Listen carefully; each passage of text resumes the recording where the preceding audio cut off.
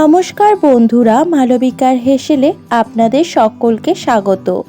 আজকে আমি একটি ট্র্যাডিশনাল রেসিপি আপনাদের সঙ্গে শেয়ার করব।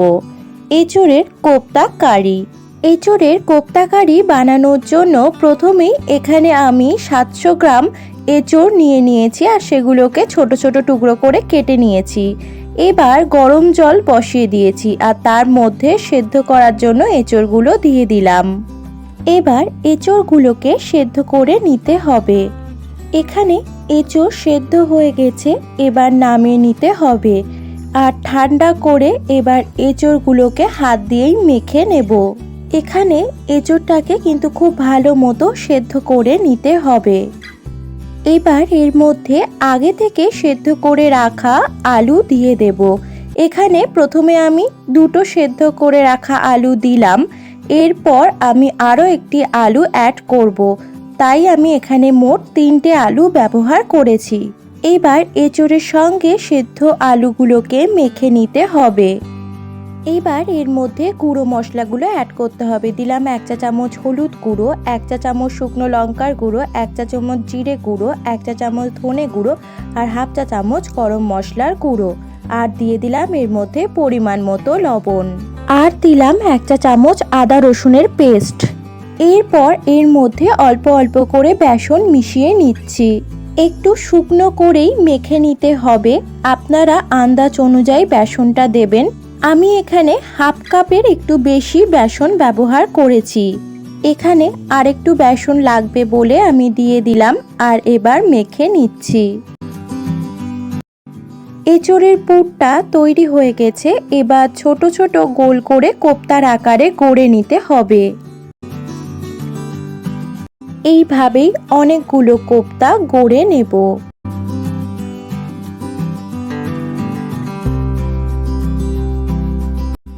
এঁচোড়ের কোপ্তাগুলো গড়া হয়ে গেছে, এবার চলুন ভেজে নেওয়া যাক। ফ্রাইং প্যানের মধ্যে দিয়ে দিয়েছি সর্ষের তেল। তেলটা গরম হলে এবার এর মধ্যে কোপ্তাগুলোকে ছেড়ে দিলাম। এবার এঁচোড়ের কোপ্তাগুলোর দু পিঠটাই ভালো মতো উল্টে পাল্টে ভেজে নিতে হবে।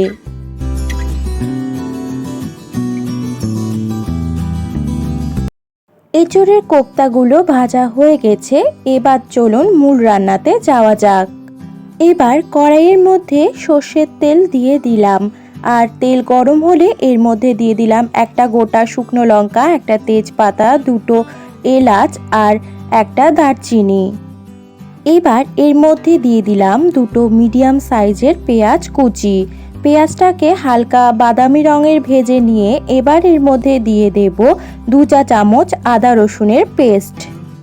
এবার 1-2 মিনিট মতো পেঁয়াজ আর আদা রসুনটাকে ভেজে নিয়ে এবার এর মধ্যে দিয়ে দিলাম টমেটো পেস্ট। এখানে টমেটোটাকে প্রথমে গরম জলে কিছুক্ষণ ভিজিয়ে রেখে তারপর তার খোসা ছাড়িয়ে নিয়ে তারপর সেটাকে পেস্ট করে নিয়েছিলাম। এবার এর মধ্যে দিয়ে দিলাম পরিমাণ মতো নুন। আর এখানে আমি দুটো টমেটো ইউজ করেছিলাম। এবার গুঁড়ো মশলা দিয়ে দিলাম 1 চা চামচ হলুদ গুঁড়ো, 1 চা চামচ শুকনো লঙ্কার গুঁড়ো, 1 চা চামচ জিরে গুঁড়ো, 1 চা চামচ ধনে গুঁড়ো আর 1 চা চামচ গরম মশলার গুঁড়ো। এবার গুঁড়ো মশলাগুলোকে একটু মিশিয়ে নিলাম আর এর মধ্যে সামান্য জল দিয়ে দিলাম। এবার মশলাটাকে কষিয়ে নিতে হবে। এবার এর মধ্যে 150 গ্রাম মতো ফ্যাটানো টক দই দিয়ে দিলাম।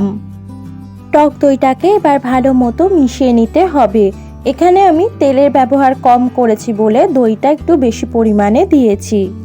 এর মধ্যে এবার দইয়ের বাটি ধোয়া জলটা দিয়ে দিলাম। রান্নাটাকে আরও 3 মিনিট মতো হতে দিয়ে এবার এর মধ্যে পরিমাণ মতো জল দিয়ে দিতে হবে। এবার ঢেকে রেখে রান্নাটা কিছুক্ষণ হতে দিতে হবে।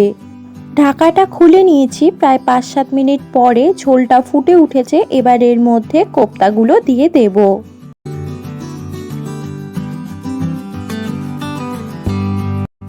এবার কোপ্তার মধ্যে যাতে ভালো মতো ঝোলগুলো ঢোকে এর জন্য আরও 5 মিনিট মতো রান্নাটাকে হতে দিতে হবে।